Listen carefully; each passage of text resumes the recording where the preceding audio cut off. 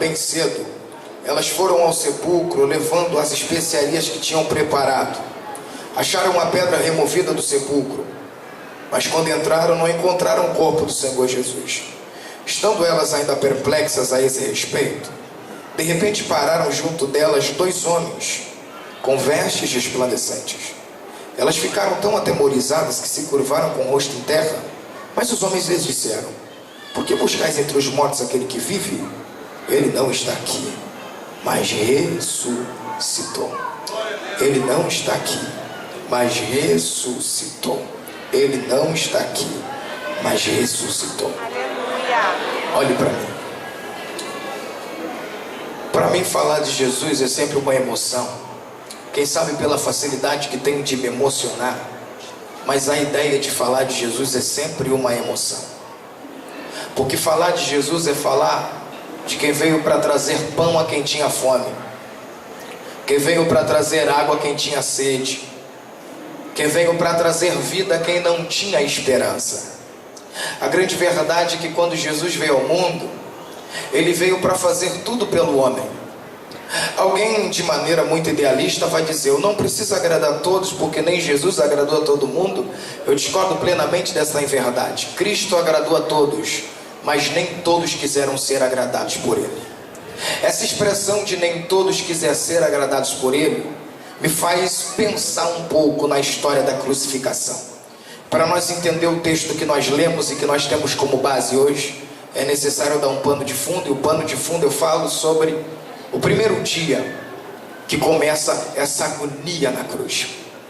Quando Jesus chama seus discípulos para dentro de uma casa e Ele vai liderar a última ceia. Após fazer a última ceia, Judas vai o vender. Os outros discípulos vão com Ele até o Getsêmani.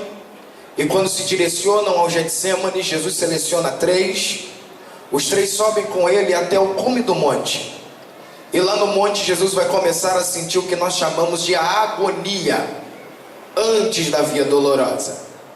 Ele ajoelha-se para orar, e de repente ele olha para os discípulos e diz: fica aqui orando, porque eu vou me retirar para orar sozinho. E nesta hora que ele ora sozinho, ele ora a primeira vez e retorna, e quando retorna os discípulos estão dormindo. Acorda os discípulos e diz: vocês não puderam orar comigo nem um pouco. Os discípulos acordam, dão uma desculpa qualquer. Jesus volta para orar, e quando volta para orar, um pouco mais de agonia. Ele volta e os discípulos novamente estão dormindo. Vocês não podem orar comigo nem um pouco. Os discípulos acordam mais uma vez, dão uma desculpa. E na terceira vez que ele vai orar sozinho, ele vai passar pelo processo de hematidrose. O que é hematidrose? O acúmulo de agonia, de estresse, vai fazer os seus poros se abrirem. E as menores glândulas que a gente tem, chamadas de glândulas sudoríparas, ao invés de liberar suor, começa a liberar sangue. Ele vai suar sangue, de maneira que ele está a um extremo estresse de agonia. Ele se levanta mais uma vez e volta, e quando volta, ele chama os discípulos, e quando os discípulos se levantam para dar desculpa, ele diz: basta, já é chegada a minha hora. Quando ele diz basta, já é chegada a minha hora, vem comigo e vamos pensar e caminhar um pouco. O Monte Getsêmani, para quem conhece de geografia sabe, era uma mata extremamente silenciosa, uma montanha gigantesca. Naquele dia o silêncio começa a ser simplesmente aberto por pisada de homens que estão vindo. Era uma mata escura e agora começa a ficar iluminada, e não é por luz, é por algumas fogueiras que os homens estão segurando nas suas mãos. Aproximadamente 400 homens, capitaneados pelo discípulo chamado de Judas Iscariote, estão indo a fim de levar Cristo preso. Quando eles estão se aproximando, parece que vejo um olhando para o outro, e quando se deparam com 4 homens em cima do monte, aquela luz daquele fogo das labaredas faz com que a face deles esteja visível, e é lógico isso. Mas um deles vai olhar para os 4 e vai dizer: qual de vocês é o Cristo? Não sei se você consegue entender isso, mas isso me confronta por demais. Porque Cristo era uma figura extremamente popular. Era muito comum você ver Cristo caminhando, fazendo milagre, e é evidente que os soldados já haviam visto ele, e mesmo tendo visto ele, eles vão perguntar para os 4 homens: qual de vocês é o Cristo? Sem forçar texto, a gente consegue entender que eles não conseguem discernir entre Pedro, João, Jesus e Tiago quem deles é o Cristo. Por quê? Porque o fato de eu caminhar com ele me deixa parecido com ele. Eu vou repetir isso aqui: o fato de eu caminhar com ele me deixa parecido com ele. Eles estão tão parecidos com Jesus que eles não sabem discernir quem é Cristo. Cristo abre a boca e diz: sou eu. E quando ele diz sou eu, um evangelista vai dizer que os soldados caem por terra. E por que os soldados caem por terra? Os soldados caem, mas Judas fica de pé, porque ao som da palavra de Deus o traidor sempre se apresenta. O traidor sai do meio, vem, beija a face de Cristo. E quando beija a face de Cristo, para mim é o beijo mais ridículo da história, sem nenhum sensacionalismo nessa expressão. O beijo mais ridículo, porque o beija para o caracterizar. E mesmo beijando, Cristo estende a mão e grita amigo. Ele se retira. E quando Cristo imagina que ajuda segurando a mão dele, não é um soldado que o pega pela mão, põe correntes nas mãos dele. E me pergunte, o que ele fez para merecer corrente nas mãos? Absolutamente nada. Correntes nas mãos, e como se não bastasse, as correntes nas mãos, também correntes nos pés. E quando ele está com corrente nas mãos e corrente nos pés, ele é levado até a casa do sumo sacerdote. O sumo sacerdote olha para Cristo e mesmo sem ele ter feito nada, vai esbofeteá-lo. Por quê? Por rixa religiosa. Após isso vai levá-lo até a maior autoridade da época, o governador da Judéia, acordado mais cedo naquela madrugada. Estou falando de Pilatos.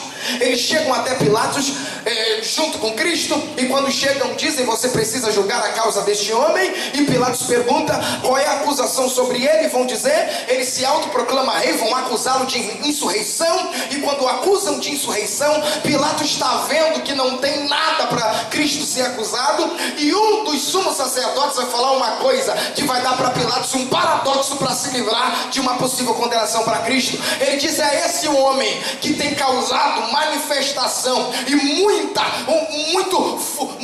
muitos eventos dentro da Galileia. Aí Pilatos vai perguntar: ele é da onde? Vão dizer: ele é galileu. Se ele é galileu, ele não pode ser julgado na Judéia, precisa ser julgado na Galileia. Tiram Cristo da frente de Pilatos, levam ele até Herodes. Herodes, que era o homem que cuidava da Galileia, vai olhar para Cristo, e esse é um momento meio que triste da história, porque Cristo, nesta hora, vão colocar sobre ele um manto vermelho, colocar sentado em uma cadeira, uma cana na sua mão, uma coroa de espinho na sua cabeça, que não é a mesma coroa da crucificação. Essa coroa de espinho, segundo o livro Catacumbas de Roma, era uma espécie de capacete romano, com espinhos cravados de cima para baixo. E quando Cristo está com aquela coroa na cabeça, aquela cana na mão, assentado naquela cadeira, Herodes vai olhar para ele e vai dizer: se tu é o Cristo, libera algum milagre para nós, fale alguma coisa. E Cristo se silencia. Por quê?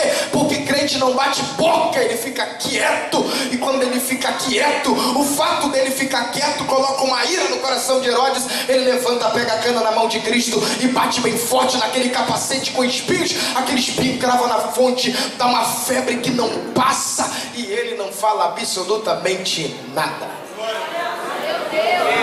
Ele é tirado de Herodes, é levado até o sacerdote Anás. Anás não vê nele crime, manda para Caifás. Caifás não vê nele crime, e de repente vão mandar novamente para Pilatos. Pilatos era um governador, era a época de eleição, tudo que ele queria era o apreço da multidão, e ele entende que a multidão está furiosa, só que ele precisa de votos da multidão. Por ele precisar de votos da multidão, ele vai olhar para Cristo, e mesmo sem Cristo merecer, ou seja, mesmo sem Cristo, sem ter feito nada, ele vai sentenciar Cristo a uma quarentena de açoites. O que é isso? 39 chicotadas. Você sabe melhor do que eu o que acontece. Cristo é levado com o corpo seminu até dentro da fortaleza Antônia, e dentro da fortaleza Antônia ele é amarrado junto ao pelourinho. Um soldado vem com uma zorrague na mão. O que é uma zorrague? Um chicote com 12 tiras de couro trançado na ponta do couro, ossos secos de animais e chumbos. Esses ossos secos eram quase que navalas, extremamente cortantes, e o soldado vem para maltratar, para chicotear. E quando o soldado dá a primeira chicotada, imagine que não é um couro, são 12 e couros trançados que abraçam o corpo de Cristo. Os ossos secos de animais cravam na sua pele, e quando se puxa aquele chicote, pedaços de carne voam para cima. Gente, ele geme, mas não fala nada. Isso é para mostrar para mim e para você que se dizemos crente muitas vezes, e por causa disso aqui a gente diz: vou remangar as mangas, eu vou mostrar como é que se fala, porque tem que falar na minha cara, eu vou mostrar quem sou eu. Ele passou tudo por você e não falou nada para te mostrar o que é evangelho. Vai apanhando, o sangue vai jorrando. Nesse momento é um cenário triste que estou pintando, eu sei, mas é o momento que eu vejo mulheres colocando a mão na frente da face dos seus filhos, dizendo: não vejo tamanha brutalidade. Alguns homens estão gritando: é isso que ele merece. Alguns homens estão chorando, dizendo: coitado. E ele não fala absolutamente nada. 39ª chicotada, tem que tirar o soldado dali, porque entrou nele um espírito faccioso. Ele está batendo de movimentos sincronizados, só que os movimentos são tão rápidos que já se perde a contagem. E se chegasse, segundo alguns médicos legistas da época, até a 40ª chicotada, ele poderia chegar a óbito ali mesmo na Fortaleza Antônia. Tiram os soldados e o corpo de Cristo agora, todo dilacerado. Segundo algumas fontes históricas, hematoma no corpo dele era 1522, cortes no corpo dele 487 cortes, coágulos, bolhas de sangue. Vão envolvê-lo num linho e colocá-lo dentro de um cárcere. Pilatos imagina o seguinte: a multidão viu ele apanhar, viu maltratar ele, agora a fúria da multidão vai passar. Só que Pilatos não entende uma coisa que eu e você entendemos muito bem: quem nos persegue não se conscientiza só em nos ver ferido, eles querem nos ver morto. Ele está ferido, mas a multidão continua irada, dizendo: quero mais. O olho da multidão tem sangue, eles querem ver o pior. Aí Pilatos naquela noite é acordado por uma palavra da sua mulher. E se tu entender essa palavra, já é um motivo para nós dar um glória a Deus com muita força nessa noite. Ela manda um recado para Pilatos dizendo: larga a mão desse homem, porque nesta noite eu sofri muito por causa dele. Ele é justo. Aí eu lhe pergunto, olhe para mim: quem em sã consciência vai defender o outrem que lhe fez sofrer? Quem em sã consciência vai defender alguém que lhe causou sofrimento? É que sofrimento de crente é diferente de sofrimento de ímpio. Sofrimento de ímpio, a vontade que dá é de se atirar na frente de um carro. Sofrimento de ímpio, a vontade que dá é de cortar o pulso. Sofrimento de ímpio, a vontade que dá é de chutar o balde e largar tudo. Agora sofrimento de crente nos coloca mais perto dele, a gente fica mais abraçado com ele, a gente sofre dizendo: eu sofro, mas eu não largo. Ela disse: larga a mão desse homem, porque ele é justo. Eu vejo do lado de fora uma multidão dizendo: ele merece ser punido, mas aqui dentro tem uma mulher que não conseguiu dormir a noite e está dizendo que ele é justo. Eu tenho uma palavra profética para alguém, eu não sei para quem, mas quem crê receba isso. Eu entendo que tem uma multidão que está olhando para você dizendo: ele não vai chegar. Eu entendo que tem uma multidão que olha para você e grita bem alto um som de derrota do que possivelmente pode acontecer na cabeça deles, na tua vida. Mas eu tenho uma palavra de Deus para você: enquanto tem uma multidão por fora lá, enquanto tem uma multidão furiosa lá fora, aqui dentro tem alguém que está perdendo sono, está virando para lá, está virando para cá, e no sonho dele Deus está dizendo: ele é justo, ela é justa, ele é justo, ela é justa. Se você entende essa palavra, por favor, pega a mão da pessoa que está do teu lado, pega firme, firme a mão dele, firme. Diga: Deus sempre vai mostrar para um. Diga: Deus sempre vai mostrar para um a tua justificação. É ele que te justifica. Tem muita gente que diz: não vale nada, mas Deus vai levantar um dizendo: eu confio no ministério dele. Tem muita gente que diz: não vai longe, mas Deus levanta um dizendo: eu acredito, vai dar certo, vai crescer. Se levanta. Pilatos ouve a mulher, porque homem inteligente ouve mulher.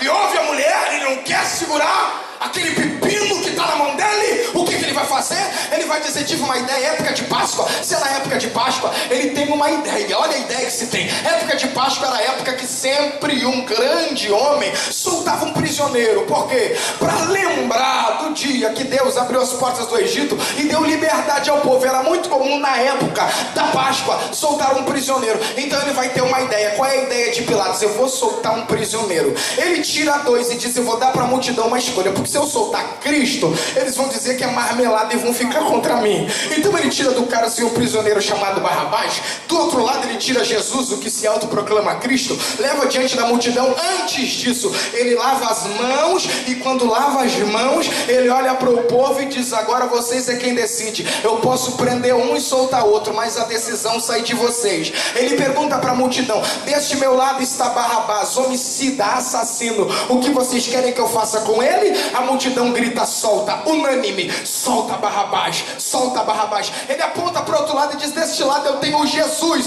que se autoproclama Cristo, o carpinteiro de Nazaré, o que vocês querem que eu faça com ele? A multidão unânime, regida pelo grito do sacerdote, vai fazer o sinal da cruz dizendo, crucifica-o. É por isso que crente não faz o sinal da cruz, porque toda vez que assim um faz, está crucificando Jesus novamente. A multidão faz o sinal da cruz dizendo, crucifica-o, crucifica-o, crucifica-o. A sentença está dada. Que sentença? Barrabás vai ser solto e Cristo vai ser crucificado. Calma, gente, a ideia de Pilatos era soltar um e prender outro, mas quando ele diz a voz do povo e a voz de Deus, a multidão grita, crucifica-o, crucifica-o. Então mesmo contra a vontade dele, ele precisa crucificar Cristo. Não foi ele quem deu a sentença. Quem deu a sentença? O grito do sacerdote que regia a multidão. Agora, se você for inteligente, vai me entender. Cristo veio ao mundo para fazer um sacrifício por mim e por você. Ele veio ao mundo para ser feito um sacrifício. Se Pilatos dá a sentença da crucificação dele, não é sacrifício, é martírio, porque é um romano dando a sentença para um hebreu. O único que podia fazer sacrifício era o sacerdote. E quem é que grita, quem é que rege o grito da multidão? O sacerdote dizendo, crucifica-o, crucifica-o, crucifica-o. Não entendi, pastor, vai entender agora. Até no grito da multidão há um trabalhar de Deus a teu favor. Enquanto a multidão está gritando, Deus está dizendo, meu plano vai ser perfeito. Quando isso acontece, Barrabás é solto, Cristo vai ser crucificado. Tem muito pregador que pula essa parte, eu não gosto de pular nada.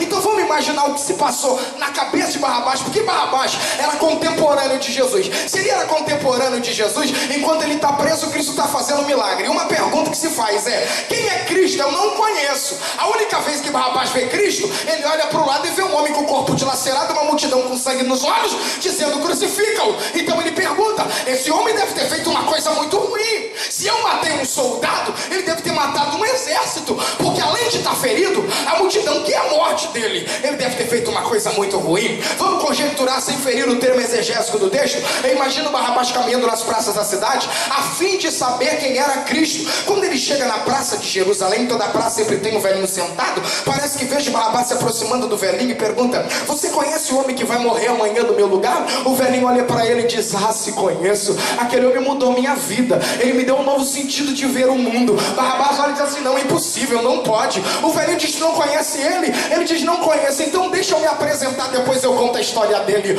O velhinho olha para Barrabás e diz, muito prazer, eu sou conhecido aqui como Bartimeu. Eu era cego e pedi esmola na saída de Jericó, mas o homem que vai morrer amanhã no teu lugar. Quando eu estava saindo de Jericó, eu ouvi falar que ele curava. Perguntei o nome dele, me falaram que era Jesus. Eu gritei bem alto, Jesus, filho de Davi, tenha compaixão de mim. A multidão que está com ele segura, é uma multidão egoísta. Mandaram eu calar a boca, disseram, ele não vai te ouvir. Só que eu aprendi uma coisa, seu Barrabás, naquele dia, quando a multidão mandar você ficar quieto, o segredo é gritar mais alto. Eu gritei mais alto, Jesus, filho de Davi, tenha compaixão de mim. Acredita que ele parou a multidão, mandou me chamar. Quando eu cheguei na frente dele, ele perguntou, o que queres que eu te faça? Eu falei, eu sou cego, eu quero voltar a ver. Ele falou, veja, na hora a minha visão abriu, e é por isso que eu estou te enxergando agora. Barrabás olhou e falou, não, filantropia não deve ser o ponto forte dele. Ele deve ter feito alguma coisa muito ruim. Quem sabe foi bom só contigo. Tá vindo uma moça, cabelo molhado na sua direção. Ele para a moça e pergunta, moça, vem cá, você conhece o homem que vai morrer amanhã no meu lugar? Ela segura a lágrima para não cair, sussurra, suspira, o coração bate forte, a mão dela soa. Ela olha para Barrabás e diz, se conheço. Aquele homem mudou a minha vida, porque quando meu pai me abandonou, minha mãe me abandonou, minhas amigas não queriam conversa comigo, a medicina me desenganou, eu gastei todo o meu dinheiro tentando me curar, não consegui. 12 anos eu já estava sofrendo de um fluxo de sangue, mas eu ouvi falar que aquele homem ia passar na minha aldeia. Coloquei no meu coração, eu não quero conversa com ele, só quero tocar na orla do vestido dele. Olha, homem, eu saí no meio da multidão, eu vim por baixo, eu não queria ser vista, e quando eu vi aquela orla era diferente, não era de todo mundo, era uma orla diferente. Eu toquei, e quando toquei, a hemorragia estancou. Eu pensei que estava curada, mas o melhor vem agora. Barrabás pergunta o que aconteceu. Ele perguntou quem me tocou. Alguém olhou e falou, a multidão está te apertando. Ele falou, não, alguém me tocou diferente, porque eu senti que saiu alguma coisa de mim quando essa pessoa me tocou. E quando ele perguntou, eu não resisti, eu saí do meio da multidão e falei, fui eu. Eu imaginei que ele ia falar qualquer coisa para mim, porque eu estava com essa hemorragia. Ele olhou para mim e disse, filha, ser curada deste teu mal, vai.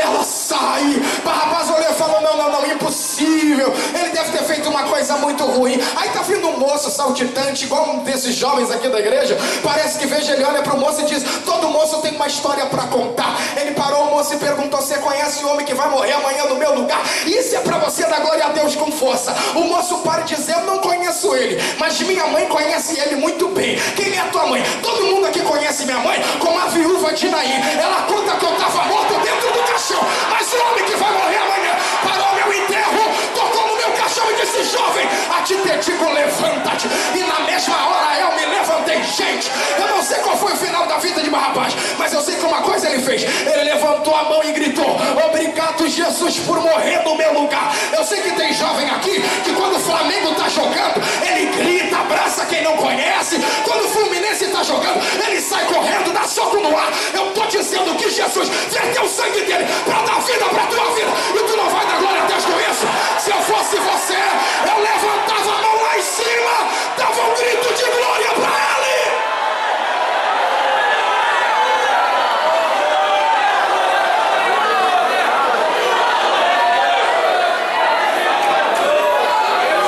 A sentença está dada. Cristo precisa ser crucificado. Que dia? Sexta-feira. Repita comigo, sexta. Pode ser mais forte, diga sexta. Sexta-feira pela manhã, aproximadamente 6 horas da manhã, vai um soldado, tira Cristo do cárcere. Se alguém puder me ajudar num fundo musical agora daqui pra frente, só para você entender a profundidade disso tudo. Quando tiram Cristo do cárcere, ele é levado novamente a um lugar onde ele vai começar o chamado caminho da agonia, a via dolorosa. Nesse momento, olhe para mim, eu quero que você entenda e deguste muito bem. Eu quero que você mastigue para dar glória a Deus de boca cheia hoje. Quando Cristo vai ter que caminhar pela via dolorosa, a gente costuma dizer que ele carregou uma cruz. Só que é evidente que os senhores precisam entender que na época de Cristo existiam no mínimo 4 tipos de cruzes: a cruz persa, a cruz grega, a cruz romana e a cruz dos hebreus. Cada cruz era uma simbologia de uma letra, sendo essas letras algumas maiúsculas e outras minúsculas. Deixa eu dar algumas suposições aos senhores. A cruz grega era uma cruz em forma de X. Logo, o prisioneiro, ao ser crucificado nessa cruz, ele era crucificado com os braços abertos e com as pernas abertas. Existia também a cruz persa. A cruz persa era uma cruz em forma de I. Então o prisioneiro que era crucificado com as mãos levantadas e com as pernas estendidas. Existia também a cruz dos hebreus. Cruz dos hebreus era uma cruz em forma de T maiúsculo, de maneira que quando ele era crucificado, a cabeça dele não tinha onde repousar. Mas também tinha a cruz dos romanos. Cruz dos romanos era uma cruz em forma de T minúsculo. Essa cruz em forma de T minúsculo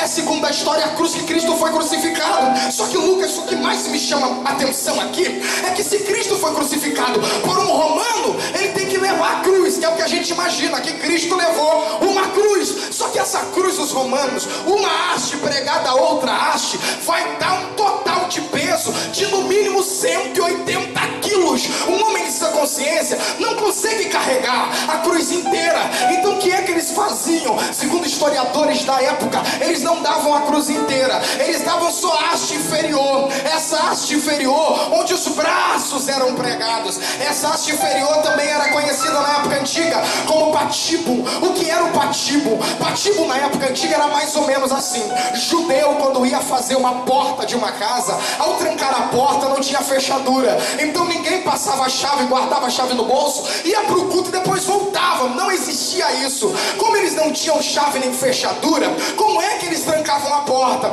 Eles desenvolveram um método muito deles. Eles fizeram 2 argolas do lado de dentro da porta, uma argola do lado direito, outra argola do lado esquerdo, e eles colocavam esta haste chamada de patíbulo. Esse patíbulo ficava do lado de dentro, era a chave da porta. Logo, quem vem de fora para dentro não consegue abrir a porta, porque a porta foi fechada. Eu vou ver se você está me alcançando agora, porque quando Cristo está carregando aquele patíbulo nas costas, o mundo está dizendo, ele está levando uma cruz. O diabo está dizendo, ele está levando uma cruz. Mas ele aqui dentro está dizendo, eu estou levando uma chave. Que chave é essa, pastor? A chave daquela porta que fechou. Pastor, por que outro homem não pode abrir a porta? Porque a porta foi fechada pelo lado de dentro. Quando o homem pecou, Deus fechou a porta da graça, a porta da salvação. A porta não podia ser aberta por alguém que vem de fora, se foi fechada do lado de dentro. É por isso que ele vem através do Espírito Santo, engravida no ventre virgem de Maria, e naquela via dolorosa ele vem trazendo aquela chave. Que chave? A chave que o pecado fechou, a chave da porta que o pecado fechou. São Pedro não tinha porta aberta, igual